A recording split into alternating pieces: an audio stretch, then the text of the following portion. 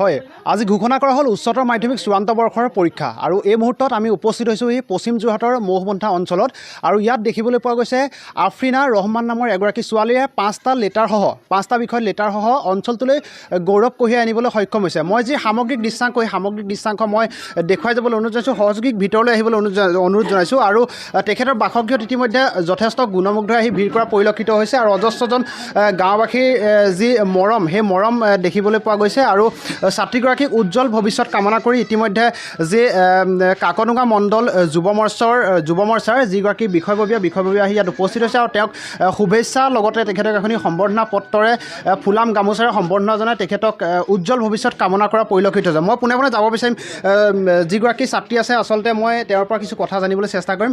প্ৰথমে আমি নিউজ 24 অসমৰ হৈ তোমাক শুভেচ্ছা জ্ঞাপন কৰিছোঁ। ধন্যবাদ।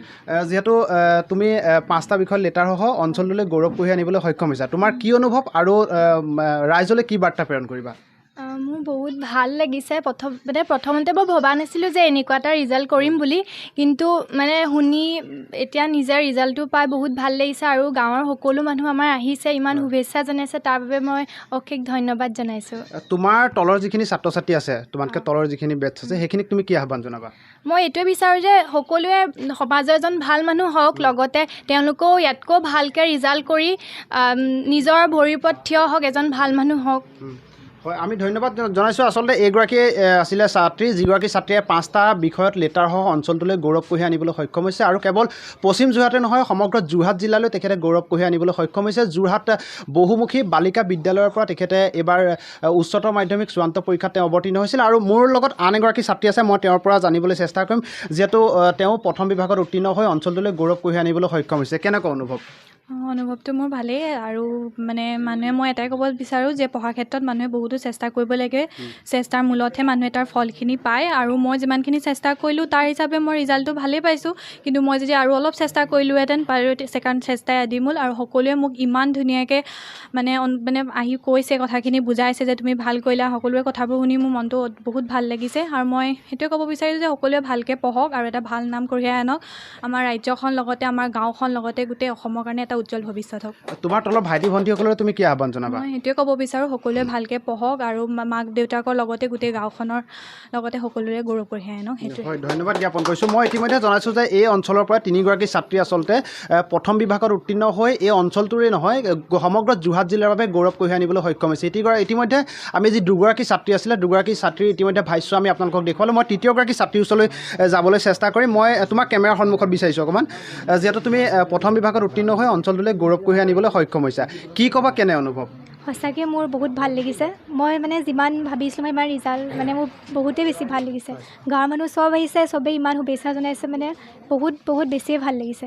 আৰু মই চবকে এইটোৱে ক'ব বিচাৰিম যে সকলো ছাত্ৰ ছাত্ৰীকে আগবাঢ়ি যাওক, নিজৰ মাক দেউতাকৰ নাম গৌৰৱ কৰক, মই সেইটোৱে ক'ব বিচাৰিছোঁ। হয়, ধন্যবাদ জ্ঞাপন কৰিছোঁ। মই ইতিমধ্যে জনাইছোঁ যে কাকডোঙা মণ্ডল যুৱ মৰ্চাৰ যিসকল বিষয়ববীয়া কৰ্মকৰ্তা আছে, সেইসকল আহি তেখেতৰ বাসগৃহত ইতিমধ্যে উপস্থিত হয় আৰু তেখেতক ইতিমধ্যে সম্বৰ্ধনা জনোৱা পৰিলক্ষিত হৈছে। মই পোনে যাব বিচাৰিম যিগৰাকী কাকডোঙা যুৱ মৰ্চাৰ যিগৰাকী সভাপতি আছে, মই তেওঁৰ কাষলৈ যাব বিচাৰিছোঁ। যিহেতু দেখা পোৱা গৈছে এক দৰিদ্ৰ ঘৰৰ পৰা তেওঁ ইতিমধ্যে পঢ়া শুনা আৰম্ভ কৰি এটা কেৱল পশ্চিম যোৰহাটে নহয়, সমগ্ৰ যোৰহাট জিলাৰ বাবে গৌৰৱ কঢ়িয়াই আনিবলৈ সক্ষম হৈছে, কি ক'ব আপুনি? আজি আমি শুনি পেলাই বহুত সুখৰ আনন্দ পাইছোঁ, কিন্তু এইটো আমাৰ মৌবন্ধাবাসীৰ কাৰণে বহুত সুন্দৰ হৈছে, গৌৰৱ কঢ়িয়াই আনিছে। আমাৰ যিটো আফ্ৰিন ৰহমান 5টাত লেটাৰ পাইছে আৰু তাৰ খুব দুখীয়া ঘৰৰ ছোৱালী, মাক বাপেকে হাজিৰা কৰে, মাকৰ কষ্ট ইমান ভাল নহয়, বেমাৰী মানুহ, বাপেকে হাজিৰা কৰি পঢ়াই লিখাই আজি এইটো ভাল নাম কঢ়িয়াই আনিছে, ইমানেই কম। বাকী আমাৰ আৰু আছে এইখিনি। হয়, মই দেখুৱাই যাব বিচাৰিছোঁ আচলতে সমগ্ৰ যি গাঁওবাসী আছে, সমগ্ৰ গাঁওবাসী আহি ইয়াত উপস্থিত হোৱা পৰিলক্ষিত হৈছে আৰু ছাত্ৰীগৰাকীৰ লগতে তেওঁৰ যি সহপাঠী আছিলে, ইতিমধ্যে আমি জনাইছোঁ যে 3গৰাকী ছাত্ৰী এইখন অঞ্চলৰ পৰাই প্ৰথম বিভাগত উত্তীৰ্ণ হৈ অঞ্চলটোলৈ গৌৰৱ কঢ়িয়াই আনিবলৈ সক্ষম হৈছে। মই পোনে দেখুৱাব বিচাৰিছোঁ এগৰাকী গাঁওখনৰ জ্যেষ্ঠ এগৰাকী ব্যক্তি আছে, মই তেওঁৰ পৰা কিছু মন্তব্য জানিবলৈ চেষ্টা কৰিম। যিহেতু ক'ব লাগিব এখন দৰিদ্ৰ ঘৰৰ পৰা তেওঁ পঢ়া শুনা আৰম্ভ কৰি সমগ্ৰ যোৰহাট জিলাৰ বাবে তেওঁ গৌৰৱ কঢ়িয়াই আনিবলৈ সক্ষম হৈছে। এই সমগ্ৰ ঘটনাৰ ওপৰত বা তেখেতৰ যি পঢ়া শুনা আছিলে, গাঁওখনৰ যি সহায় সহযোগ, সেই সম্পৰ্কে ৰাইজলৈ কি বাৰ্তা প্ৰেৰণ কৰিব? আজি সঁচাকৈ হয়, আমি গোটেই যোৰহাটবাসী ৰাইজ, তাতে আমাৰ পশ্চিম যোৰহাটৰ আমাৰ মৌবন্ধাৰ এই একেবাৰে দুখীয়া দৰিদ্ৰ পৰিয়ালটিৰ ঘৰলৈ যে আজি এনেকুৱা এটা মানে সুখবৰ লৈ পেলাই আহিছে এজনী ছোৱালীয়ে আৰু বহুত কষ্টৰ মাজত দিন পাৰ কৰিছে। বাপেকে আজিও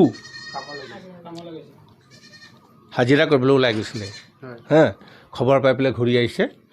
গতিকে নিউজ 24ক মই মোৰ ফালৰ পৰা ধন্যবাদ জনাইছোঁ। আৰু যিমানখিনি ল'ৰা ছোৱালীয়ে ইয়াত পঢ়া শুনা কৰি আছে, গোটেই পঢ়া শুনা ল'ৰা ছোৱালীখিনিৰ কাৰণে মোৰ ভৱিষ্যত উজ্জ্বল কামনা কৰিলোঁ।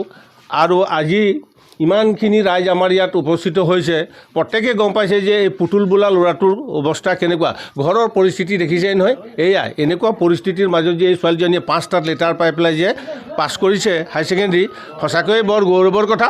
আৰু আমি চৰকাৰক অনুৰোধ কৰিছোঁ যে চৰকাৰৰ ফালৰ পৰা যে তেখেতক কিবা এটা বিত্তীয় সাহাৰ্য দি পেলাই উপকৃত কৰে যেন, এয়ে মোৰ ৰাইজৰ ওপৰত। হয়, আমি বিচাৰিম ছাত্ৰীগৰাকীৰ যি পিতৃ মাতৃ আছে, মই পিতৃ মাতৃৰ পৰা কিছু ভাষ্য ল'বলৈ চেষ্টা কৰিম। মোৰ সহযোগী মই আগলৈ আহিবলৈ অনুৰোধ জনাইছোঁ। আৰু এই দুগৰাকী হৈছে পিতৃ মাতৃ, তেওঁলোকৰ আচলতে অশেষ প্ৰচেষ্টাত ইতিমধ্যে আমি ক'ব লাগিব ছাত্ৰীগৰাকীয়ে যিমান কষ্ট কৰিছিলে তাৰ লগত কিন্তু সমান্তৰালভাৱে কষ্ট কৰিছে তেওঁলোকৰ পিতৃ মাতৃয়ে।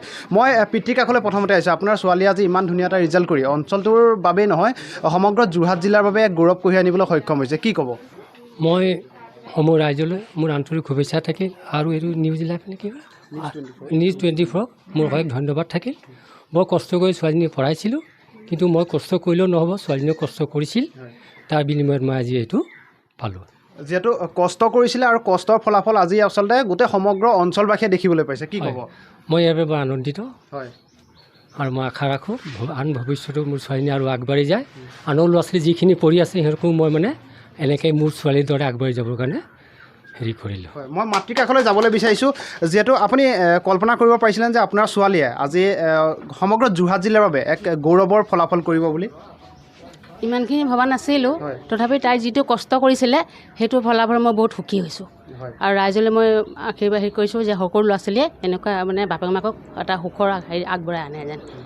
হয়, আমি ইতিমধ্যে ধন্যবাদ জ্ঞাপন কৰিছোঁ। আৰু মোৰ সহযোগীক দেখুৱাবলৈ অনুৰোধ জনাইছোঁ। ইতিমধ্যে গাঁওবাসীয়ে ইতিমধ্যে মন্তব্য কৰিছে যে ঘৰৰ অৱস্থাও ইমান নাছিলে, অতি শোচনীয় এক ঘৰৰ অৱস্থা। আৰু এইখন ঘৰৰ পৰাই তেওঁ পঢ়া শুনা কৰি অতি সুন্দৰভাৱে কেৱল পশ্চিম যোৰহাটে নহয় সমগ্ৰ যোৰহাট জিলাৰ বাবে এক গৌৰৱৰ ৰিজাল্ট তেওঁ কঢ়িয়াই আনিবলৈ সক্ষম হৈছে। আৰু এইখিনিতে আমি ক'ব লাগিব যে শিক্ষাৰ ক্ষেত্ৰত দৰিদ্ৰতা কেতিয়াও হেঙাৰ হ'ব নোৱাৰে। মই সহযোগীক আজি সামগ্ৰিক দৃশ্যাংশ দেখুৱাবলৈ অনুৰোধ জনাইছোঁ। ইতিমধ্যে যি ঘৰৰ যি তেওঁ দৃশ্য, সেই দৃশ্য মই সহযোগীৰ যোগেদি মই কিছু দেখুৱাবলৈ অনুৰোধ জনাইছোঁ। ইতিমধ্যে গাঁওবাসীয়ে মন্তব্য কৰিছিলে যে অতি এগৰাকী আচলতে দুখীয়া ঘৰৰ পৰা তেওঁ পঢ়া শুনা কৰি আজি এই ফলাফল তেওঁ লাভ কৰিবলৈ সক্ষম হৈছে। মই যি সামগ্ৰিক দৃশ্যাংশ সতীৰ্থৰ যোগেদি দেখুৱাই আছোঁ। আৰু ইতিমধ্যে কাকডোঙা মণ্ডলৰ যুৱ মৰ্চাৰ যিসকল কৰ্মকৰ্তা আছে তেওঁলোক আহি তেখেতৰ বাসগৃহত শুভেচ্ছা জ্ঞাপন কৰিবৰ বাবে উপস্থিত হৈছে। লগতে গাঁওখনৰ কেইবাটাও সংগঠনৰ লগত জড়িত হৈ থকা কেইবাগৰাকী বিষয়ববীয়া আহি তেখেতৰ ঘৰত ইতিমধ্যে পদাৰ্পণ কৰা পৰিলক্ষিত হৈছে। গাঁওখনৰ জ্যেষ্ঠ ব্যক্তি আছে যি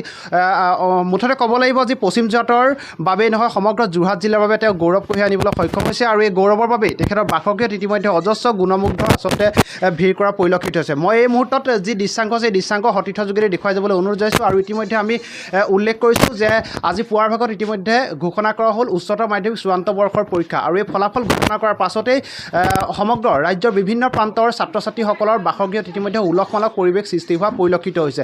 এই মুহূৰ্তৰ যি দৃশ্যাংশ পশ্চিম যোৰহাটৰ মহবন্ধাৰ এগৰাকী ছাত্ৰীৰ বাসগৃহত ইতিমধ্যে মই উপস্থিত হৈছোঁ।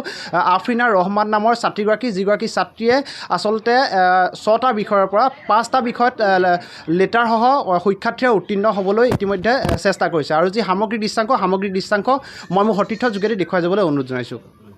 আচলতে তিনিগৰাকী ছাত্ৰীয়ে অঞ্চলটোলৈ গৌৰৱ কঢ়িয়াই নহয় সমগ্ৰ যোৰহাট জিলাৰ বাবে তেখেতে সুনাম অৰ্জন কৰিবলৈ সক্ষম হৈছে, কি ক'ব? মই ৰাতিপুৱা মই জোনলৈ ফোন কৰিলে এনেকৈ পুতুলদা ছোৱালীজনী 5টা লেটাৰ পাইছে শুনি মোক বৰ আনন্দ লাগিলে। মানে একেবাৰে আনন্দ পশ্চিম যোৰহাটৰ কাৰণে আমাৰ মহবন্ধাটোত মহবন্ধাৰ কাৰণে যে কঢ়িয়াই আনিছে এই ছোৱালীজনীৰ 5টা লেটাৰ, আমি বৰ আনন্দিত হৈছোঁ। আমি বাগিচা সংঘৰ তৰফৰ পৰা আৰু মই এই ভাৰতীয় জনতা পাৰ্টী শক্তি কেন্দ্ৰৰ তৰফৰ পৰাই এই ছোৱালী মই উজ্জ্বল ভৱিষ্যত কামনা কৰিছোঁ।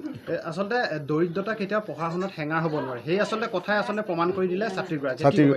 এই ছোৱালীজনী এটাই প্ৰমাণ কৰি দিয়ে যে দৰিদ্ৰ মানুহে কয় দৰিদ্ৰ ঘৰতো পঢ়া হেৰি নহয়, যে ছোৱালীজনী এটাই ভাল লাগিল যে এটা দৰিদ্ৰ এটা দেউতাকে য'ত হাজিৰা কাম কৰি থকা ছোৱালী এজনী আজি আমাৰ মাজতে 5টা লেটাৰ পোৱাৰ কাৰণে বৰ মই আনন্দিত হৈছোঁ।